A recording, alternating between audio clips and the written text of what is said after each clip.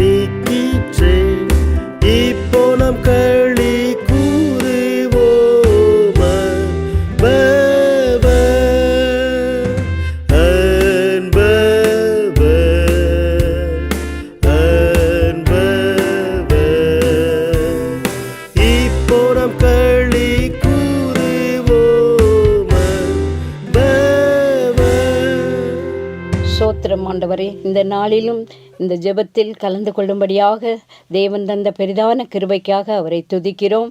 வருகிற நாட்களிலும் 10வது வகுப்பு 12வது வகுப்பு பொதுத் தேர்வு எழுத போகிற பிள்ளைகளுக்காகவும், இந்த நாளில் நடைபெறும் ஆராதனைக்காகவும், சபை விசுவாச பிள்ளைகளுக்காகவும், ஊழியர்களுக்காகவும், ஊழியக்கார பிள்ளைகளுக்காகவும் ஜெபிக்க கடமைப்பட்டு இருக்கிறோம். ஜெபத்திற்கு ஒரு துணையாக ஒரு பல்லவியை பாடின பிற்பாடு சகோதரி மனோரதி அவர்களை ஜெபிக்கும்படியாக கேட்டுக்கொள்கிறேன். ஓ கலீலியனே தாரும் தங்கி பலன் ஆயுட்காலமெல்லாம் வாரும் என்னோடனே. மகா இரக்கமும் நீடிய சாந்தமும் மிகுந்த கிருபையும் உள்ள எங்கள் அன்பின் பரிசுத்தமுள்ள நல்ல தகப்பனே, மகிழ்ச்சியான இந்த பரிசுத்தமான நல்ல ஓய்வு நாளுக்காக உமக்கு நன்றி செலுத்துகிறோம் தகப்பனே. கடந்த இந்த 2025ஆம் ஆண்டின் கடந்த 2 மாத காலம் வரைக்கும் கர்த்தாவே, நீர் எங்கள் திருச்சபை ஜனங்களையும் எங்கள் குடும்பங்களையும் எங்கள் ஊர்களையும் நீர் பாதுகாத்து பராமரித்து வந்த மேலான கிருபைகளுக்காக உமக்கு நன்றி செலுத்துகிறோம் தகப்பனே. உபத்திரவங்கள் பாடுகள், நிந்தனைகள், அவமான நிறைந்த உலகத்திலே என் தேவனுடைய கண்கள் எங்கள் பிள்ளைகள் ஒவ்வொருவரும் வைத்து நீர் பாதுகாத்து கர்த்தாவே, இந்த 3வது மாதத்தின் முதல் பரிசுத்த ஓய்வு நாளிலும் கூட கர்த்தாவே, உம்முடைய சமூகத்தில் வந்து உம்மை ஆராதிப்பதற்கு என் தேவன் கிருபை அளித்தபடியினால் உமக்கு நன்றி செலுத்துகிறோம் தகப்பனே, நன்றி செலுத்துகிறோம். இந்த வேளையிலும் கூட தகப்பனே, உம்முடைய சமூகத்திலே எங்களை நாங்கள் தாழ்த்துகிறோம், வெறுமையாக்குறோம். நாங்கள் ஒன்றுமில்லைப்பா. அப்பா, நாங்கள் கடந்த நாட்களிலே எங்கள் சொல்லாலும் எங்கள் செயலாலும் எங்கள் சரீர அவயங்கள் செய்த ஒவ்வொரு பாவங்களையும் உமது பாதப்பள்ளி அர்ப்பணித்து ஜெபிக்கிறோம் அப்பா. அப்பா, ஸ்தோத்திரம் அப்பா. உமது அக்கினிமயமான கண்களை கொண்டு எங்கள் பாவங்களை சுட்டெரித்து எங்களை பரிசுத்தப்படுத்தி உமது நாம மகிமைக்கென்று எங்களை நீர் தெரிந்து கொள்ளும்படியாக நாங்கள் ஜெபிக்கிறோம் அப்பா. ஸ்தோத்திரம் ஆண்டவரே. அப்பா, இப்போதும் தகப்பனே, ஆசீர்வாதத்துக்கு தடையாக இருக்கிற பாவங்களை நீர் மன்னித்து விட்டீர் என்று நாங்கள் விசுவாசிக்கிறோம் அப்பா. ஸ்தோத்திரம் ஆண்டவரே. இந்த பரிசுத்த ஓய்வு நாளிலும் கூட தகப்பனே, உம்முடைய சமூகத்தில் வந்து உம்மை நோக்கி பார்க்கிறோம் தகப்பனே. ஸ்தோத்திரம் அப்பா. நீர் கேளாதவர் போல் மௌனமாயிராதேயும். நீர் மௌனமாயிருந்தால் நாங்கள் குழியில் இறங்குகிறவர்களுக்கு ஒப்பாகும் தகப்பனே. ஸ்தோத்திரம் ஆண்டவரே. நன்றி அப்பா, நன்றி அப்பா. ஸ்தோத்திரம் அப்பா. இந்த ஆராதனையை நீர் எங்களுக்கு ஆசீர்வதித்து தரும்படியாக ஜெபிக்கிறோம். இந்த மாதத்தை நீர் எங்களுக்கு ஆசீர்வதித்து தரும்படியாக ஜெபிக்கிறோம் அப்பா. இந்த ஆலயத்திலே நாங்கள் உமக்கு பிரியமான ஆராதனை செய்து உம்மை கர்த்தாவை உயர்த்துவதற்கும் கர்த்தாவே, எங்கள் ஆராதனை நிமித்தம் உமது நாம மாத்திரம் மகிமைப்பட எங்களை எடுத்து நீர் பயன்படுத்தும்படியாக நாங்கள் ஜெபிக்கிறோம் அப்பா. நாங்கள் சிறுமையும் எளிமையுமானவர்கள் தகப்பனே. அப்பா, உமது சாயலை பெற்ற நாங்கள், உமது ஜீவனை பெற்ற நாங்கள் தகப்பனே, உம்முடைய நாமம் ஒருபோதும் வீணிலே வழங்காதவாறு தகப்பனே எங்களை நீர் காத்துக்கொள்ளும்படியாக நாங்கள் ஜெபிக்கிறோம் அப்பா. ஸ்தோத்திரம் ஆண்டவரே. இந்த வேளையிலும் கூட கர்த்தாவே, எங்கள் திருச்சபை ஜனங்கள் ஒவ்வொருவரை நீர் பேர் பேராகவும் தனித்தனியாகவும் தொட்டு ஆசீர்வதிக்கும்படியாக நாங்கள் ஜெபிக்கிறோம் அப்பா. ஸ்தோத்திரம் ஆண்டவரே. அப்பா, எங்கள் திருச்சபையை நடத்துகிற ஊழிய பிள்ளைகளை உமது கருத்திலே தருகிறோம் அப்பா. உமது ஊழிய பிள்ளைகளை நீர் எடுத்து பயன்படுத்தும்படியாக நாங்கள் ஜெபிக்கிறோம் அப்பா. ஸ்தோத்திரம் ஆண்டவரே. ஊழிய பிள்ளைகள் கொடுக்கிற வார்த்தைகளை ஜனங்களாகிய நாங்கள் ஏற்றுக்கொண்டு அதன் வழியிலே நடப்பதற்கு எங்களை நீர் தகுதிப்படுத்தியபடியாக நாங்கள் ஜெபிக்கிறோம் அப்பா. ஸ்தோத்திரம் ஆண்டவரே. அப்பா, உமது கிருபை எங்களை அனுதினமும் காத்துக்கொள்ளும்படியாக நாங்கள் ஜெபிக்கிறோம் அப்பா. இந்த நாளிலும் கூட தகப்பனே, உம்முடைய சமூகத்திலே பல்வேறு விதமான தாகத்தோடு வந்திருக்கிற பிள்ளைகளுக்காக ஜெபிக்கிறோம் அப்பா. உம்முடைய பிரகாரங்களில் வாசமாக இருக்கிறவர்கள் பாக்கியவான்கள் என்று சொல்லியிருக்கப்பா. அவனமாக உம்முடைய சமூகத்திலே நாங்கள் பாக்கியவான்களாக இருந்து தகப்பனே, ஆலயத்தில் உள்ள சம்பூர்ணத்தினாலும் உம்முடைய பேரின்ப நதியினாலும் நாங்கள் எங்கள் தாகத்தை தீர்த்து கொள்வதற்கு என் அப்பா எங்களை ஆசீர்வதிக்கும்படியாக நாங்கள் ஜெபிக்கிறோம். இந்த நாட்களிலே எங்கள் இரட்சணை சேனை தலைவர்களுக்காக ஜெபிக்கிறோம் அப்பா. நீர் ஒவ்வொரு தலைவர்களையும் எடுத்து பயன்படுத்தும்படியாக ஜெபிக்கிறோம் அப்பா. ஸ்தோத்திரம் ஆண்டவரே. எங்கள் இரட்சணை சேனை திருச்சபையிலே ஸ்தாபனத்திலே நடக்கிற சுவிசேஷ பணி, சுகாதார பணி, கல்வி பணி, சமூக பணி, ஒவ்வொரு பணியையும் நீ ஆசீர்வதித்து கொடுங்க தகப்பனே. இந்த பணிகள் நிமித்தம் உம்முடைய நாம மாத்திரம் மகிமைப்படும்படியாக நாங்கள் ஜெபிக்கிறோம் அப்பா. ஸ்தோத்திரம் ஆண்டவரே.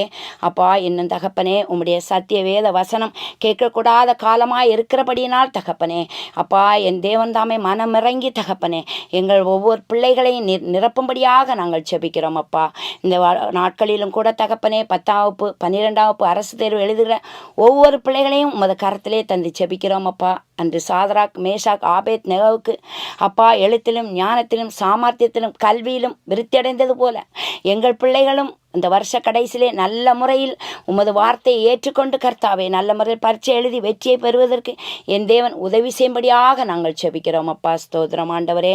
இந்த நாட்களின் பலகீனத்தோடு இருக்கிற பிள்ளைகளுக்காக ஜெபிக்கிறோம். பலகீனத்திலே என் பலன் பூரணமாய் விளங்கும் என்று சொன்னீரப்பா. நான் உன்னை பலப்படுத்தி உனக்கு சகாயம் பண்ணுவேன், என் நீதியின் வலது கரத்தினால் உன்னை தாங்குவேன் என்று சொன்ன தகப்பனீரப்பா. எங்கள் பிள்ளைகள் பலகீனத்தோடு ஆஸ்பத்திரி வீடுகளும் அங்கலாய்ப்போடு காணப்படுகிறார்கள். அவர்களையும் என் தேவன் நினைத்து கர்த்தாவே உமது வார்த்தையை அனுப்பி நீர் பரிசுத்தப்படுத்தி அவர்களை குணமடை செய்து உங்கள் சாட்சியாக ஏற்படுத்தும்படியாக நாங்கள் ஜெபிக்கிறோம் கர்த்தாவே. அப்பா, நன்றி தகப்பனே, நன்றி அப்பா. நாங்கள் கடந்து வந்த பாதைகளிலெல்லாம் கர்த்தாவே அப்பா ஸ்தோத்திரம் ஆண்டவரே, எத்தனையோ ஆபத்துக்கள் சோதனைகள் வந்த போதிலும் கூட கர்த்தாவே நாங்கள் உம்மை மறுதலியாதவாறு கர்த்தாவே இனி மேலும் கர்த்தாவே நாங்கள் பரிபூர்ணம் அடையினால் கர்த்தர் யார் என்று சொல்லாதபடி நாங்கள் தரித்திரப்படுகிறனால் திருடி என் தேவனுடைய நாமத்தை வீணிலே வழங்காதபடி எங்கள் படியை ஒவ்வொரு நாள் நீர் அளந்து தரும்படியாக நாங்கள் ஜெபிக்கிறோம் கர்த்தாவே. நாங்கள் புற ஜாதிகளுக்கு முன்பாக எங்கள் இரட்சணை சேனை வீரர்களாகிய நாங்கள் ஒவ்வொருவரும் கர்த்தாவே குன்றிலிட்ட விளக்கை போல பற்றி எறிய என் தேவன் கிருபை செய்யுங்கப்பா. ஸ்தோத்திரம் ஆண்டவரே. இன்னுமாக தகப்பனே, எங்கள் இரட்சணை சேனை திருச்சபையிலே பணிபுரிகிற ஒவ்வொரு பிள்ளைகளை நீர் ஆசீர்வதிக்கும்படியாக நாங்கள் ஜெபிக்கிறோம் அப்பா. ஊழியத்து நிமித்தம் அநேக பாடுகள், இக்கட்டுகள், துன்பங்கள் உண்டு தகப்பனே. எல்லாவற்றையும் கர்த்தாவே அன்று உமது ஊழியத்தின் பாதையிலே அநேக பாரங்களை நீ சுமந்தீரப்பா. அதுபோல உமது பிள்ளைகள் சகித்து கர்த்தாவே ஆத்தும அறுவடைக்கென்று வாழ்வதற்கு என் அப்பா கிருபை செய்யும்படியாக ஜெபிக்கிறோம் அப்பா. நிறைந்த ஊழிய பிள்ளைகளை எடுத்து பயன்படுத்துங்கப்பா. அப்பா வாலிப பிள்ளைகளை உமக்காக எழும்பி பிரகாசிக்கத்தக்க கிருபை வரங்களை கொடுங்கப்பா. ஸ்தோத்திரம் ஆண்டவரே. காலை முதல் மாலை வரை எங்கள் திருச்சபையில் நடைபெறுகிற எல்லா ஆராதனையிலும் என் தேவனுடைய நாம மாத்திரம் மகிமைப்பட வேண்டும் அப்பா. இந்த வேளையிலும் கூட கர்த்தாவே அப்பா அந்த ஆன்லைன் ஊழியங்களை பார்த்து கொண்டிருக்கிற ஒவ்வொரு பிள்ளைகளுக்காக ஜெபிக்கிறோம் அப்பா. இந்த கர்த்தாவே இந்த ஊழியத்தை பார்த்தாலாது என்னுடைய வாழ்க்கையிலே ஒரு வெளிச்சம் உதிக்காதா என்று காத்து கொண்டிருக்கிற பிள்ளைகளுக்கு கர்த்தாவே பொது பலனை கொடுத்து கழுகுகளைப் போல செட்டைகள் எடுத்து பறக்க கிருபை செய்யுங்கப்பா. இந்த வசனத்தை கேட்கிறதுனால் மாத்திரமல்ல தகப்பனே அப்பா, அன்று லீதியாள் பவுல் பிரசங்கத்தை கேட்டு அவள் உள்ளத்தை திறந்த தகப்பனப்பா, எங்களுடைய பிள்ளைகளையும் நீர் திறந்து நாம மகிமைக்கென்று எடுத்து பயன்படுத்தும்படியாக ஜெபிக்கிறோம். நீர் பெருக நாங்கள் சிறுக எல்லாவற்றையும் இறைமைந்தன் இயேசுவின் நாமத்தினாலே ஜெபிக்கிறோம் ஜீவனுள்ள நல்ல தகப்பனே. யாவரும் கர்த்தருடைய ஜெபத்தை பயபக்தியோடு ஏறெடுப்போமாக. பரமண்டலங்களில் இருக்கிற எங்கள் பிதாவே, உம்முடைய நாமம் பரிசுத்தப்படுவதாக, உம்முடைய ராஜ்யம் வருவதாக, உம்முடைய சித்தம் பரமண்டலத்திலே செய்யப்படுகிறது போல பூமியிலும் செய்யப்படுவதாக. எங்களுக்கு வேண்டிய ஆகாரத்தை இன்று எங்களுக்கு தாரும். எங்கள் கடனாளிகளுக்கு நாங்கள் மன்னிக்கிறது போல எங்கள் கடன்களை எங்களுக்கு மன்னியும். எங்களை சோதனைக்கு உட்பட பண்ணாமல் தீமென்று ரட்சித்துக் கொள்ளும். ராஜ்யமும் வல்லமையும் மகிமையும் என்றென்றைக்கும் உம்முடையவைகளே. ஆமென். நமது இரட்சணிய சேனையின் விசுவாச பிரமாணம். பழைய ஏற்பாடும் புதிய ஏற்பாடும் அடங்கிய வேதாகமமானது தேவனுடைய ஏவுதலினால் அருளப்பட்டது என்றும் கிறிஸ்தவ விசுவாசமும் கிரியையும் ஆகிய தெய்வீக சட்டம் அதில் அடங்கியிருக்கிறது என்றும் விசுவாசிக்கிறோம். எல்லாவற்றிற்கும் சிருஷ்டிகரும் பாதுகாவலரும் ஆளுகிறவரும் சர்வ பூரணருமான ஒரே தேவன் உண்டென்றும் அவரே மார்க்கீக வணக்கத்திற்குரியவர் என்றும் விசுவாசிக்கிறோம். தத்துவத்தில் பிரியாதவர்களும் வல்லமையிலும் மகிமையிலும் சமமானவர்களும் ஆகிய பிதா, குமாரன், பரிசுத்த ஆவியானவராகிய மூவர் தேவத்துவத்தில் உண்டென்றும் விசுவாசிக்கிறோம். கர்த்தராகிய கிறிஸ்துவில் தெய்வீக தன்மையும் மனித தன்மையும் பொருந்திருக்கிறது என்றும் அதனால் அவர் மெய்யாகவே தேவனாகவும் மெய்யாகவே மனிதராகவும் இருக்கிறார் என்றும் விசுவாசிக்கிறோம். நமது ஆதி பெற்றோர் நிர்மலமான நிலையில் சிருஷ்டிக்கப்பட்டார்கள் என்றும் ஆனால் அவர்களுடைய கீழ்ப்படியாமையினால் தங்களுடைய தூய்மையையும் பாக்கியத்தையும் இழந்தார்கள் என்றும் அதன் பலனாய் எல்லா மனிதரும் பாவிகளாயும் முற்றிலும் சீரழிந்தவர்களாயும் ஆனார்கள் என்றும் ஆகையால் தேவனுடைய நியாயமான கோபாக்கினைக்குள்ளானார்கள் என்றும் விசுவாசிக்கிறோம். கர்த்தராகிய இயேசு கிறிஸ்து விருப்பமுள்ளவர்கள் எவர்களோ அவர்கள் அனைவரும் ரட்சிக்கப்படும் பொருட்டு தம்முடைய பாடு மரணத்தினால் உலகம் முழுவதற்கும் வேண்டிய பிராயச்சித்த பலியானார் என்றும் விசுவாசிக்கிறோம். தேவனுக்கு முன் மனஸ்தாபமும் கர்த்தராகிய இயேசு கிறிஸ்து விசுவாசமும் பரிசுத்த ஆவியானவரால் உண்டாகும் மறுபிறப்பும் ரட்சிப்புக்கு அவசியம் என விசுவாசிக்கிறோம். கர்த்தராகிய கிறிஸ்து இயேசுவில் உள்ள விசுவாசத்தின் மூலம் அவருடைய கிருபையினால் நீதிமான்களாக்கப்படுகிறோம் என்றும் அவரில் விசுவாசிக்கிறவன் தன்னிலே அந்த சாட்சியை உடையவனாய் இருக்கிறான் என்றும் விசுவாசிக்கிறோம். ரட்சிப்பில் நிலைத்திருப்பது கிறிஸ்துவில் உள்ள தொடர்பான விசுவாசத்திலும் கீழ்ப்படிதலிலும் சார்ந்திருக்கிறது என்றும் விசுவாசிக்கிறோம். முற்றிலும் சுத்திகரிக்கப்பட்டிருத்தல் விசுவாசிகள் யாவருடைய சிலாக்கியமாய் இருக்கிறது என்றும் அவர்களுடைய ஆவி, ஆத்துமா, சரீரம் முழுவதும் கர்த்தராகிய இயேசு கிறிஸ்துவின் வருகை மற்றும் குற்றமற்றதாய் காக்கப்படக்கூடும் என்றும் விசுவாசிக்கிறோம். ஆத்துமாவின் அழியாமையிலும் சரீரத்தின் உயிர்த்தெழுதலிலும் உலக முடிவில் உண்டாகும் பொதுவான நியாய தீர்ப்பிலும் நீதிமான்களுடைய நித்திய ஆனந்தத்திலும் துன்மார்க்கருடைய நித்திய ஆக்கினையிலும் நாம் விசுவாசிக்கிறோம். ஆமென். ஹல்லேலூயா. கர்த்தருடைய நாமத்திற்கு மகிமை உண்டாவதாக. இந்த நாளிலும் கூட தேவ செய்திக்கு ஆதாரமாக தெரிந்து கொள்ளப்பட்ட வேத பகுதி நீதிமொழிகளின் புஸ்தகம் 28வது அதிகாரம் 11 முதல் 20 முடிய. ஐஸ்வர்யவான் தன் பார்வைக்கு ஞானவான், புத்தியுள்ள தரித்திரனோ அவனை பரிசோதிக்கிறான். நீதிமான்கள் களி கூறும் போது மகா கொண்டாட்டம் உண்டாகும். துன்மார்க்கர் எழும்பும் போதோ மனுஷர் மறைந்து கொள்கிறார்கள். தன் பாவங்களை மறைக்கிறவன் வாழ்வடைய மாட்டான். அவைகளை அறிக்கை செய்து விட்டு விடுகிறவனோ இரக்கம் பெறுவான். எப்பொழுதும் பயந்திருக்கிறவன் பாக்கியவான். தன் இருதயத்தை கடினப்படுத்துகிறவனோ தீங்கில் விழுவான். ஏழை ஜனங்களை ஆளும் துஷ்டனை அதிகாரி கெர்ச்சிக்கும் சிங்கத்துக்கும் அலைந்து திரிகிற கரடிக்கும் ஒப்பாயிருக்கிறான். பிரபு புத்தியனாயிருந்தால் அவன் செய்யும் இடுக்கண் மிகுதி. பொருளாசையை வெறிக்கிறவன் தீர்க்காயசையும் பெறுவான். இரத்த பழிக்காக ஒடுக்கப்பட்டவன் குழியில் ஒழிக்க ஓடி வந்தால் அவனை ஆதரிக்க வேண்டாம். உத்தமனாய் நடக்கிறவன் இரட்சிக்கப்படுவான். மாறுபாடான இருவழியில் நடக்கிறவனோ அவற்றில் ஒன்றிலே விழுவான். தன் நிலத்தை பயிரிடுகிறவன் ஆகாரத்தால் திருப்தி அடைவான். வீணரை பின்பற்றுகிறவனோ வறுமையால் திருப்தி ஆவான். உண்மையுள்ள மனுஷன் பரிபூர்ண ஆசீர்வாதங்களை பெறுவான். ஐஸ்வர்யவான் ஆகிறதற்கு தீவிரிக்கிறவனோ ஆக்கினைக்குள் தப்பான் என்பவைகளே. இந்த வார்த்தையின் மூலம் நம் அனைவரையும் கர்த்தர் ஆசீர்வதிப்பாராக. ஆமென். எண்ணில்லடங்கா ஸ்தோத்திரம் தேவா என்றென்றும் நான் பாடுவேன். எண்ணில்லடங்கா ஸ்தோத்திரம் தேவா என்றென்றும் நான் பாடுவேன். இந்நாள் வரை என் வாழ்விலே, இந்நாள் வரை என் வாழ்விலே நீர் செய்த நன்மைக்கு ஆஹா எண்ணில்லடங்கா ஸ்தோத்திரம் தேவா என்றென்றும் நான் பாடுவேன். கர்த்தருடைய நாமம் மகிமைப்படுவதாக. இந்த வேளையிலும் ஒரு சாட்சியாக நிறுத்தின தேவாதி தேவனுக்கு ஸ்தோத்திரம். எனக்கு அநேகம் நன்மைகள், எண்ணில் அடங்காத நன்மைகள் தேவன் செய்திருக்கிறார். அந்த வகையிலும் இந்த வேளையிலே கடந்த 2-3 வருடங்களாக ஸ்கின் ப்ராப்ளம் மூலம் அலர்ஜியாகி நான் ரொம்ப அவஸ்தைப்பட்டேன். நான் நிறைய மெடிசின்ஸ் எடுத்தேன், அநேகம் ஹாஸ்பிட்டல் போனேன், ஆயுர்வேத சாலையிலலாம் ட்ரீட்மெண்ட்டுக்கு போனேன். ஆனால் எனக்கு சுகம் கிடைக்கவில்லை. என்னோட 2 கை வெள்ளையும் நம்மளோட ஹேர்ன்ற கலரில் இருந்துச்சு. ரொம்ப அவஸ்தைப்பட்டேன்னு சொன்னால் எனக்கு அது சொல்ல வார்த்தைகள் இல்லை. தேவன் எனக்கு பூர்ணமாக ஒரு விடுதல் இப்போ தந்திருக்காங்க. எப்படின்னு சொன்னால், நான் பொருத்தனை பண்ணி என்னோடய பாவங்களை அறிக்கையிட்டு தேவனோடு மன்றாடி ஒரு பொருத்தனை பண்ணினேன். அப்பிரகாரம் நான் ஜெபம் பண்ணும்போது என் பிரார்த்தனை தேவன் கேட்டார். அதுக்கு தகுந்த ஒரு மறுபடிய தேவன் தந்தார். அதிலிருந்து ஒரு பூர்ணமான விடுதலை தந்து எனக்கு நல்ல அந்த ஸ்கின் ப்ராப்ளத்திலிருந்து பூர்ணமாக ஒரு விடுதல் கிடைத்தது.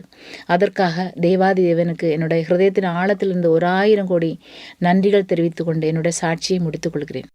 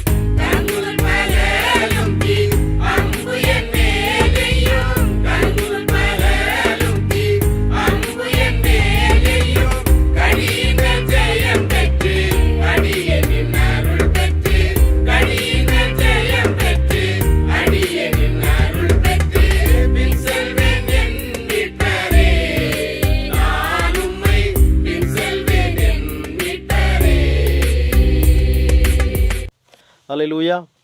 கர்த்தருடைய வார்த்தைக்கு நேராக நாம் செல்வோம். இந்த நாளிலே நாம் தியானிக்கும்படியாக தெரிந்து கொள்ளப்பட்டதான தலைப்பு எங்கும் உண்மையுள்ளவனாயிரு.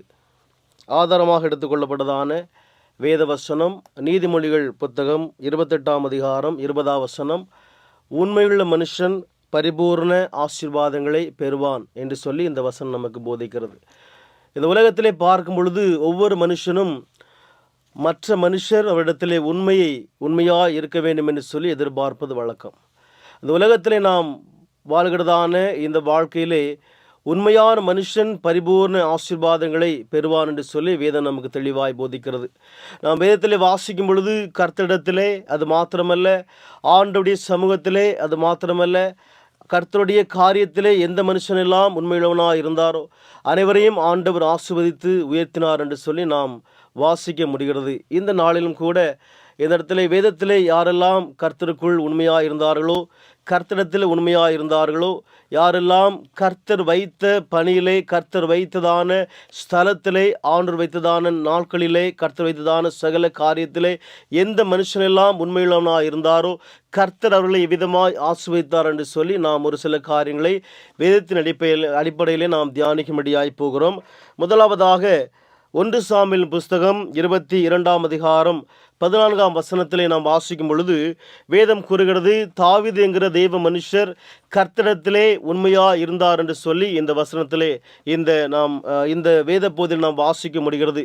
இந்த இடத்துல இந்த வசனம் சொல்லும் பொழுது அகிமெலேக் ராஜாவுக்கு பிரதித்திரமாக, உம்முடைய எல்லா ஊழியக்காரரிலும் தாவீதை போல ராஜாவுக்கு மருமகனும் உம்முடைய கட்டளைகளின்படி செய்து வருகிறவனும் உம்முடைய வீட்டிலே கனமுள்ளவனுமாயிருக்கிற உண்மையுள்ள மனுஷன் யார் என்று சொல்லி இந்த இடத்துல ஒரு ஆசாரியன் இந்த தாவீது என்கிறதான தேவ மனுஷனை குறித்து வெளிப்படுத்துவதை நாம் வாசிக்கிறோம். சவுல் என்கிறதான அந்த ராஜா அவர்கள் இந்த தாவீது என்கிறதான மனுஷனை கொலை செய்யும்படியாக அவரை துரத்தி கொண்டிருக்கிற அந்த வேளையிலே இந்த மனுஷன் அகுதூப் என்கிறதான இந்த ஆசானுடைய மகனாகிய இந்த அகிமெலேக் என்கிற மனுஷனிடத்தில் போய் சாப்பிடுவதற்கு அவர்கள் ஏதாவது இருக்கும் என்று சொல்லி விரவன வேளையிலே அந்த இடத்திலே பரிசுத்த சமூகத்து அப்பங்களை எடுத்து அந்த மனுஷன் புசிக்கும்படியாய் கொடுத்ததோடு மாத்திரமல்லாமல் இந்த மனிதர் அந்த இடத்திலே கோலியாத்தை தாவீது எந்த பட்டயத்தை கொண்டு அந்த இடத்திலே வீழ்த்தினானோ அந்த பட்டயத்தை கொண்டு அந்த பட்டயத்தை மறுபடியும் இந்த மனுஷனுடைய கரத்திலே அவர்கள் கொடுத்து திரும்ப மறுபடியும் அனுப்பி வைக்கிறதை நாம் பார்க்க முடிகிறது. இந்த காரியத்தை செய்ததான அந்த வேளையிலே இந்த காரியம் இந்த இடத்திலே தூவைக்குங்கிறதான மனுஷன் மூலமாக இந்த இடத்திலே ராஜாவாகிய சவுலுக்கு அறிவிக்கப்படுகிறது. இந்த சவுல் இந்த காரியத்தை அனுப்பின கேட்ட உடனே தானே அந்த மனுஷனை சந்தித்து, நீ ஏன் இந்த காரியத்தை எனக்கு செய்தாய், ஏன் இந்த காரியத்தை எனக்கு அறிவிக்கவில்லை என்று சொல்லி அந்த இடத்துல கேட்ட வேளையிலே அந்த ஆசாரியனாகிய அகிமெலேக் சொன்னதான வார்த்தை தான், இந்த இடத்திலே ராஜாவுக்கு மருமகனும் உம்முடைய கட்டளைகளின்படியாக செய்து வருகிறவனும் உம்முடைய வீட்டிலே கனமுள்ளவனுமாய் இருக்கிற உண்மையுள்ள இந்த தாவீது என்கிற மனுஷனை போல் யார் உம்முடைய அரசாங்கத்தில் இருக்கிறார் என்று சொல்லி அந்த மனுஷன் கூறுகிறதை பார்க்கிறோம். ஏன் தாவீதை குறித்து இப்படி ஒரு காரியத்தை இந்த ஆசாரியன் கூறுகிறான் என்று சொன்னால், இந்த தாவீதுங்கிறதான தேவ மனுஷர் அவர்கள் இந்த இடத்திலே ராஜாவாக அபிஷேகம் பண்ணுவதற்கு முன்பதாக அவர்கள் ஆடுகளை மேய்த்து கொண்டதான ஒரு பணியை செய்து கொண்டிருந்தார்கள். அந்த இடத்திலே ஆடுகளை மேய்க்க தன்னுடைய தகப்பன் மூலமாக ஆடுகளை மேய்க்கும்படியாக இந்த மனுஷர் அந்த இடத்திலே அனுப்பப்பட்ட வேளையிலே தன் கரத்திலே கொடுக்கப்பட்டதான ஆடுகளை இந்த மனுஷன் அநேக நேரத்திலே சிங்கத்தின் கைக்கும் கரடியின் கைக்கும் விலக்கி பாதுகாத்தார். ஆண்டவர் இந்த உண்மையை அந்த மனுஷன் தன்னுடைய தகப்பன் கொடுத்ததான அந்த பணியிலே தன்னுடைய கரத்தினிகளாய் கொடுக்கப்பட்டதான அந்த ஆடுகளை மேய்க்கின்றதான அந்த பணியிலே அந்த மனுஷன் மிகவும் உண்மையுள்ளவனாய் காணப்பட்டான். அந்த ஆடுகளை ஒரு விசை சிங்கமும் ஒரு விசை கரடியும் அந்த ஆடுகளை பீறி போடும்படியாக சாப்பிடும்படியாய் வந்த வேளையிலே இந்த மனுஷன் தன்னுடைய ஜீவனையும் பொருட்டாக எண்ணாதபடிக்கு அந்த ஆடுகளை அந்த சிங்கத்தினுடைய வாய்க்கு விலைக்கு அந்த மனுஷன் பாதுகாத்த இந்த காரியத்தை கர்த்தர் அறிந்தபடினாலே அந்த மனுஷன் கர்த்தரை உண்மையிலும் என்று சொல்லி நம்பினான். இதில் பார்க்கும் பொழுது தாவீதுங்கிற தேவ மனுஷனும் கர்த்தரத்திலே உண்மையில மனுஷனாயிருந்தார். அதே போல கர்த்தரும் இந்த மனுஷனுக்குள்ளே இருந்ததான அந்த உண்மை நிலைமை அறிந்து கொண்டார் என்று சொல்லி நாம் பார்க்கிறோம். இப்படி தாவீது தன் வசமாக விடப்பட்டதான அந்த மந்தைகளை குறித்து கரிசனை உள்ள மனுஷனாய் இருந்தபடினாலே கர்த்தர் இந்த மனுஷனை உண்மையிலவனாய் கண்டார். அது மாத்திரமல்ல, அந்த மனுஷன் மூலமாக ஒரு பெரிய ஆசீர்வாதத்தை, விடுதலையை அந்த ராஜாவுடைய வாழ்க்கையிலே கர்த்தர் கொடுக்கும்படியாக அந்த இடத்துல அவர் திட்டம் பண்ணினார். அது நிமித்தமாக இந்த மனுஷன் ராஜ சமூகத்தில் நின்று இந்த சவுல் என்கிறதான ராஜாவுக்கு எப்பொழுதெல்லாம் பொல்லாத ஆவி வந்து அவனுடைய வாழ்வை அலைக்கழித்து போடுமோ அந்த சூழ்நிலை மத்தியிலே இந்த மனுஷன் போய் அவனை விடுவிக்கும்படியாக அந்த இடத்துல அந்த பொல்லாத ஆவிலிருந்து இந்த மனுஷனை காப்பாற்றும்படியாக அவருடைய சமூகத்திலே இருந்து ஒவ்வொரு நாளும் சுரமண்டலத்தை வாசிக்கும்படியான ஒரு ஸ்லாக்கியத்தை பெற்றான். கர்த்தர் அந்த மனுஷனை அரண்மனையிலே கொண்டு போய் சேர்த்தான் என்று சொல்லி நாம் பார்க்கிறோம். அது மாத்திரமல்ல, தொடர்ந்து அந்த அரண்மனையில் இருக்கும் பொழுது அவனுக்கு அநேக சோதனைகள் வேதனைகள் வந்த பொழுதெல்லாம் கர்த்தர் அந்த உண்மையை பார்த்து அந்த மனுஷனுக்கு அநேகர் அந்த இடத்துல பரிந்துரை செய்யும்படியாய் கிருபை செய்தார். அவனுடைய நண்பனாகிய யோனத்தான், சவுலின் மகனாகிய யோனத்தான் அவனுக்காக அந்த இடத்துல ராஜ சமூகத்திலே அந்த இடத்துல தாவீதினுடைய அந்த காரியங்களுக்காய் உண்மை நிமித்தமாக தன்னுடைய தகப்பனாகிய சவுல் ராஜாவிடம் அவனுக்காக அந்த இடத்துல அவன் பரிந்து பேசுகிறதை நம்மால் பார்க்க முடிகிறது. அந்த காரியமெல்லாம் தொடர்ந்து நடைபெற்று கொண்டிருக்கிற வேளையிலே நான் இந்த தவறை செய்ய மாட்டேன் என்று சொல்லி இந்த சவுல் ராஜா சொன்ன பிற்பாடு மறுபடியுமாக இந்த தாவீது இந்த மனுஷனுக்கு நன்மை செய்யும்படியாக, சவுல் ராஜாவுக்கு நன்மை செய்யும்படியாக அவர் தொடர்ந்து அந்த அரண்மனையில் நின்று எப்பொழுதெல்லாம் பொல்லாத ஆவி இந்த மனுஷனை இந்த இடத்திலே வந்து கடினப்படுத்தும்படியாக துன்பப்படுத்தும்படியாய் வருமோ அப்பொழுதெல்லாம் இந்த மனுஷன் சுரமண்டலத்தை வாசித்து அந்த இடத்திலே அவர்களை காப்பாற்றி கொண்டிருக்கிறதான பணியை செய்து கொண்டிருந்தான்.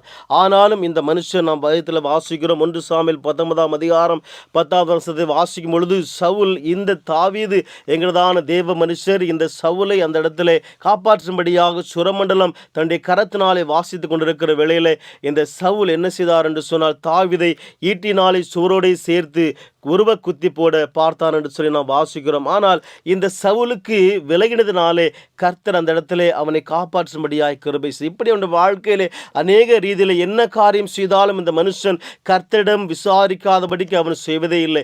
எந்த காரியம் செய்தாலும் கர்த்தரை முன்வைத்து அவர் எல்லா காரியத்தையும் நடப்பித்தபடினாலே இந்த மனுஷன் கர்த்தரிடத்தில் எப்படி ஒரு உண்மையுள்ள மனுஷனாக இருந்தான் என்று சொல்லி ஆண்டவர் அவனுடைய வாழ்வின் மூலமாக அறிந்து கொண்டதை நம்மால் வாசிக்க முடிகிறது. அது மாத்திரமல்ல, அவர் கர்த்தருக்காய் செய்த காரியம், எந்த காரியம் செய்தாலும் கர்த்தரை முன்வைத்து செய்தபடினாலே கர்த்தர் அந்த உண்மையின் வாழ்வை பார்த்து அந்த மனுஷனை கடைசி நாட்களில் பார்க்கும் பொழுது தன்னுடைய வயதிலே அந்த மனுஷன் வந்து ராஜரீக வாழ்வை பெறுகிறான் என்று சொல்லி நாம் பார்க்கிறோம். 30 வயதிலே ராஜாங்க வாழ்வை அந்த மனுஷன் பெறுகிறான். கருமையான ஆண்டுடைய பிள்ளைகளே, இந்த நாளிலும் கூட இந்த மனுஷன் கர்த்தரிடத்திலே உண்மையாக இருந்தபடினாலே கர்த்தர் இந்த மேன்மையை கொடுத்தார் என்று சொல்லி நாம் வாசிக்கிறோம். இரண்டாவதாக தானியேலுங்கிறதான தேவ மனுஷர், அவர் கர்த்தருடைய சமூகத்திலே உண்மையாக இருந்தார். குறிப்பாக வேத விஷயத்தில் அவர் உண்மையாய் இருந்தார் என்று சொல்லி நாம் வாசிக்கிறோம். தானியேல் புத்தகம் 6வது அதிகாரம் 4ஆம் வசனத்தை நாம் வாசித்ததான வேளையிலே அந்த இடத்திலே நாம் தானியேலுங்கிறதான மனுஷனை குறித்து வாசிக்கிறோம். அப்பொழுது பிரதானிகளும் தேசாதிபதிகளும் ராஜ்யத்தின் விசாரிப்பிலே தானியேலை குற்றப்படுத்தும்படி முகாந்திரம் தேடினார்கள். ஆனாலும் ஒரு முகாந்திரத்தையும் குற்றத்தையும் அவர்களால் கண்டுபிடிக்க கூடாதிருந்தது. அவன் உண்மையுள்ளவனாய் இருந்தபடினால் அவன் மேல் சுமத்த யாதொரு குற்றமும் குறையும் காணப்படவில்லை என்று சொல்லி நாம் பார்க்கிறோம். இந்த இடத்துல தானியேலுங்கிறதான தெய்வ மனுஷனை குறித்து நாம் பார்க்கிறோம். இந்த மனுஷர் அந்த இடத்துல நாம் பார்க்கும் பொழுது ஒவ்வொரு நாளும் ஜெபிக்கிறதான தேவ மனுஷன். அது மாத்திரமல்ல, இந்த மனுஷனுடைய வாழ்க்கையிலே அவன் ஜெபித்ததான அந்த ஜெபத்தினுடைய உண்மை கர்த்தர் பார்த்தார். மாத்திரமல்ல, ஆண்டவர் அந்த பணியிலே அவனுடைய உண்மையை பார்த்தார். மாத்திரமல்ல, அவன் தன்னுடைய பணியின் நாட்களிலே யாருக்கும் எந்த தீங்கும் செய்யவே இல்லை. மாத்திரமல்ல, வேத விஷயத்திலே இந்த மனுஷன் மிகவும் உண்மையுள்ளவனாய் காணப்பட்டான் என்று சொல்லி நாம் பார்க்கிறோம். ஆகவே அவனுடைய அந்த பிரபுக்கள் அவனை குற்றப்படுத்தும்படியாக எழுமினதான பிரபுக்கள் சொன்னதான அந்த காரியம் என்னவென்று சொன்னால் 5ஆம் வசனத்தில் வாசிக்கிறோம். தானியேல் 6ஆம் அதிகாரம் 5ஆம் வசனம். அப்பொழுது அந்த மனுஷர், நாம் இந்த தானியேலை அவனுடைய தேவனை பற்றிய வேத விஷயத்திலே குற்றப்படுத்தும் முகாந்திரத்தை கண்டுபிடித்தால் ஒழிய அவனை வேறொன்றிலும் நாம் குற்றப்படுத்தும் முகாந்திரத்தை கண்டுபிடிக்க கூடாது என்றார்கள். அநேக நிலைமைகளில் பொருளாதார காரியத்திலே, பண காரியத்தில், எந்த காரியத்தில் நான் இந்த மனுஷனை குற்றம் கண்டுபிடிக்கலாம் என்று சொல்லி அவர்கள் சுற்றித்திருந்த வேளையிலே அந்த மனுஷனிடத்தில் எந்த விதமான குற்றத்தையும் அவனுடைய பணியிலும் அவனுடைய சமூகத்திலே கொடுக்கப்பட்டதான எந்த பொறுப்பிலும் அவர்களால் கண்டுபிடிக்க கூடாது இருந்தது. ஆனால் இந்த இடத்திலே அவர்களுக்கு சொன்னதான காரியம் அவனுக்குள்ளாக ஒரு சதியை ஏற்படுத்தி வைத்து அந்த மனுஷனை வேத விஷயத்திலே குற்றம் கண்டுபிடிக்கும்படியாக முற்பட்டார்கள். ஆனால் இந்த தானியேல் அதை குறித்து அவர் எந்த விதமான விசனம் அடையவில்லை, பயப்படவில்லை. அந்த மனுஷன் செய்த காரியம் என்னவென்று சொன்னால் 10ஆம் வசனத்தில் வாசிக்கும் பொழுது, அந்த பத்திரத்துக்கு கையெழுத்து வைக்கப்பட்டது என்று அறிந்த போதிலும் தன் வீட்டுக்குள்ளே போய் தன் மேல் அறையிலே எருசலேமுக்கு நேராக பலகணிகள் திறந்திருக்க அங்கே தான் முன் செய்து வந்தபடியே அங்கே 3 வேளையும் தன் தேவனுக்கு முன்பாக தினந்தோறும் முழங்கால் படிட்டு ஜெபம் பண்ணி ஸ்தோத்திரம் செலுத்தினான் என்று சொல்லி நாம் பார்க்கிறோம். அப்பொழுது இந்த மனுஷர் இந்த காரியத்தை கூட்டம் கூடி வந்து காண்கிறார்கள். தானியேல் தன் தேவனுக்கு முன்பாக ஜெபம் பண்ணி விண்ணப்பம் செய்கிறதை அவர்கள் கண்டார்கள். வேத விஷயத்திலே மாத்திரம் இந்த மனுஷன் ஆண்டவருக்கு உண்மையாக இருந்தபடினாலே அந்த மனுஷனுக்கு இந்த தீங்கு வர ஆரம்பித்தது. இந்த தீங்கு நிமித்தமாக அந்த மனுஷனை அந்த இடத்துல சிங்கக்கவிலை தூக்கி போட்டார்னு சொல்லி நாம் பார்க்கிறோம். இந்த மனுஷனுடைய உண்மை நிமித்தமாக கர்த்தர் சிங்கத்தின் மத்தியில் அந்த சிங்கங்களின் வாய்களை கட்டி போட்டு இந்த மனுஷனை பாதுகாத்தார் என்று சொல்லி நாம் பார்க்கிறோம். இந்த மனுஷன் ஆண்டவர் கொடுத்ததான அந்த பொறுப்பில் கர்த்தர் கொடுத்ததான அந்த எல்லா விதமான காரியத்திலும் கர்த்தர் கொடுத்தான சகல காரியத்திலும் எல்லா விதமான ஆளுகையின் காரியத்திலும் இந்த மனுஷன் உண்மையுள்ளவனாய் இருந்தான். எல்லாவற்றுக்கும் மேலாக கர்த்தருடைய வேத விஷயத்திலே இந்த மனுஷன் மிகவும் உண்மையுள்ளவனாய் இருந்தபடினாலே கர்த்தர் எல்லா தீங்கும் விலைக்கு இந்த மனுஷனை பாதுகாத்தார். மாத்திரமல்ல, அவனுக்கு அடுத்த கட்ட மேன்மையின் வாழ்வை கொடுத்தார் என்று சொல்லி நாம் இந்த இடத்துல வாசிக்க முடிகிறது. மூன்றாவதாய் நாம் பார்க்கும் பொழுது நாம் மோசேங்கிறதான தேவ மனுஷனை குறித்து பார்க்கிறோம். மோசேங்கிறதான தேவ மனுஷன் அவர் எங்கும் உண்மையுள்ளவனாய் இருந்தார்.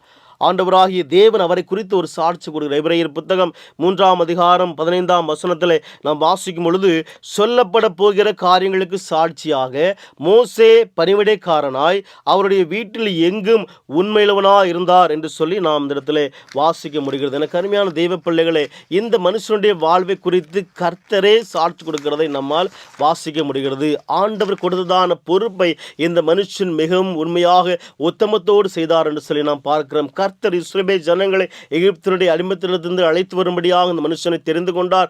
ஆண்டவருடைய அழைப்பை ஏற்று இந்த மனுஷன் இந்த காரியத்தை செய்து சுமார் 2 லட்சத்துக்கும் அதிகமான ஜனங்களை அந்த மனுஷன் வழிநடத்தி கொண்டு வரும்படியான பாக்கியத்தை பெற்றார். மாத்திரமல்ல, கர்த்தருடைய வீட்டில் இந்த மனுஷன் ஒவ்வொரு நாளும் உண்மையுள்ளவனாக இருந்தான் என்று சொல்லி கர்த்தர் சாட்சி கூறுகிறார். என்னாகமம் புத்தகம் 12ஆம் அதிகாரம் 7ஆம் வசனத்தை நாம் வாசிக்கும் பொழுது ஆண்டவர் கூறுகிறார் இந்த மனுஷனை குறித்து, என் தாசனாகிய மோசேயோ அப்படிப்பட்டவன் அல்ல, என் வீட்டில் எங்கும் அவன் உண்மையுள்ளவன் என்று சொல்லி நாம் வாசிக்கிறோம். அவருடைய சகோதரர்கள் அவருடைய சகோதரிகள் அவரை குறித்து தீமையான காரியத்தை இந்த இடத்துல சொல்லும் பொழுது அவன் மாத்திரமே எத்தியோப்பியா தேசத்தில் அந்த மோசேங்கிறதான தேவ மனுஷனுக்கு ஒரு மனைவி இருந்தால் அந்த மனைவியிடம் போய் அவனுடைய சகோதரனும் சகோதரியும் ஆரோனும் மிரியாம் போய் சொன்னதான காரியம், இந்த மனுஷனோடு கூட தான் கர்த்தர் பேசுவாரோ, எங்கள் மூலமாய் பேச மாட்டாரோ என்று சொல்லி தூசண வார்த்தைகளை பேசின வேளையிலே கர்த்தர் இந்த மனுஷனை குறித்து சாட்சி கூறுகிறதை நம்மால் வாசிக்க முடிகிறது. என் தாசனாகிய மோசேயோ அப்படிப்பட்டவன் அல்ல, அவன் என் வீட்டில் எங்கும் உண்மையுள்ள மனுஷனாக இருந்தான் என்று சொல்லி கர்த்தரே சாட்சி கொடுக்கிறார். என்று சொன்னால் அவனுடைய வாழ்வு அவிதமாய் அமைந்தது. வனாந்திரத்திலே ஜனங்களை வழிநடத்தி வந்ததான அந்த வெளியில மாத்திரமல்ல, அவனுடைய வாழ்க்கையில் தொடக்க நாள் முதற்கொண்டு அவன் தன் ஜனத்துக்காய் பாடுபடுகிறதான மகன் என்று சொல்லி கர்த்தர் வைத்திருந்ததான சகல ரீதியிலும் சகல காரியத்திலும் கர்த்தருடைய வீட்டில் இந்த மனுஷன் ஆண்டவருக்கு உண்மையான ஒரு வாழ்வை வாழ்ந்தான் என்று சொல்லி நாம் பார்க்கிறோம். கர்த்தரை சாட்சி கொடுக்கிறதான ஒரு வாழ்வை இந்த மனுஷன் வாழ்ந்தார். ஆகவே தான் கர்த்தர் அந்த வாழ்க்கையில் ஒரு மேன்மையை கொடுத்தார் என்று சொல்லி நாம் பார்க்கிறோம். ஆண்டவரை முகமுகமாய் தரிசிக்கும்படியான ஒரு பாக்கியத்தை இந்த மனுஷன் பெற்றுக்கொண்டார். உலகத்தில் எந்த மனுஷனும் கிடைக்கப்பெறாத ஒரு மேலான ஒரு பாக்கியம், கர்த்தரை முகமுகமாய் தரிசிக்கிறதான ஒரு பாக்கியம். இந்த மனுஷன் அந்த பாக்கியத்தை பெற்றார் என்று சொல்லி நாம் வாசிக்கிறோம். எனக்கு அருமையான ஆண்டோடைய பிள்ளைகளை, கர்த்தரிடத்தில் உண்மையாக இருந்ததான அந்த மோசையை கர்த்தரை சாட்சி கிடைக்கும்படியாய் செய்தார். மாத்திரமல்ல, கர்த்தர் தன்னை இந்த மனுஷனுக்கு வெளிப்படுத்தினார் என்று சொல்லி நாம் பார்க்கிறோம். அதற்கு முந்தைய வசனத்தை நாம் வாசிக்கும் பொழுது என்னாகும் 12ஆம் அதிகாரம் 6ஆம் வசனத்தை நாம் வாசிக்கும் பொழுது, கர்த்தராகிய நான் தரிசனத்தில் என்னை அவனுக்கு வெளிப்படுத்தி சொப்பனத்தில் அவனோட பேசுவேன், அவன் எனக்கு என்னுடைய வீட்டிலே உண்மையா இருந்தபடினாலே நான் என்னை அவனுக்கு வெளிப்படுத்துவேன் என்று சொல்லி கர்த்தர் கூறுகிறார். அப்ப எந்த மனுஷன் எல்லாம் இந்த உலகத்திலே கர்த்தருடைய வீட்டிலே கர்த்தருக்காக கர்த்தருடைய ஆலயத்திலே நம்ம கொடுக்கப்பட்டதான் பணியிலே உண்மையா இருக்கும் பொழுது ஆண்டவர் அவர்களுக்கு தன்னை வெளிப்படுத்துகிற தேவனாய் இருக்கிறார் என்று சொல்லி நாம் பார்க்கிறோம். கடைசியாக நாம் பார்க்கும் பொழுது இந்த இடத்துல 1 பேதுரு 5ஆம் அதிகாரம் 12ஆம் வசனத்தை நாம் வாசிக்கும் பொழுது சகோதரனாகிய சில்வான் என்கிற மனுஷனுடைய உண்மை குறித்து இந்த இடத்துல பேதுரு கூறுகிறதை பார்க்கிறோம். 1 பேதுரு 5ஆம் அதிகாரம் 12ஆம் வசனத்தில் நாம் வாசிக்கும் பொழுது அப்போஸ்தலனாகிய பேதுரு சில்வான் என்கிற மனுஷனை குறித்து கூறும் பொழுது, உங்களுக்கு புத்தி சொல்லும்படிக்கும் நீங்கள் நிலை கொண்டு நிற்கிற கிருபை தேவனுடைய மெய்யான கிருபைதான் என்று சாட்சிகரிக்கும்படிக்கும் நான் சுருக்கமாய் உங்களுக்கு எழுதி எனக்கு தோன்றுகிறபடி உண்மையுள்ள சகோதரனாகிய சில்வானுவின் கையிலே கொடுத்து நான் அனுப்பியிருக்கிறேன் என்று சொல்லி கூறுகிறதை நாம் பார்க்கிறோம். அந்த இடத்துல சில்வானுங்கிறதான அந்த ஊழியக்காரை குறித்து அவனுடைய ஹெட் பாஸ்டர் அந்த இடத்துல பேதுரு ஒரு அழகான சாட்சி கொடுக்கிறார். ஊழியத்திலே அவனுடைய உண்மை குறித்து. எனக்கு அருமையான ஆண்டுடைய பிள்ளைகளே, ஊழியத்தினுடைய உண்மை குறித்து அவனுடைய தலைமை போதவர் கூறும் பொழுது அந்த உண்மையுள்ள மனுஷனை நம்பி கரத்தில் நான் அந்த நிருபத்தை அந்த கடிதத்தை நான் கொடுத்து அனுப்புகிறேன் என்று சொல்லி அவரை குறித்து சாட்சி கூறுவதை நம்மால் வாசிக்க முடிகிறது. வெளிப்படுத்தின விசேஷம் 17ஆம் அதிகாரம் 14ஆம் வசனத்தில் வாசிக்கும் பொழுது, இவர்கள் ஆட்டுக்குட்டியானவருடனே யுத்தம் பண்ணுவார்கள்.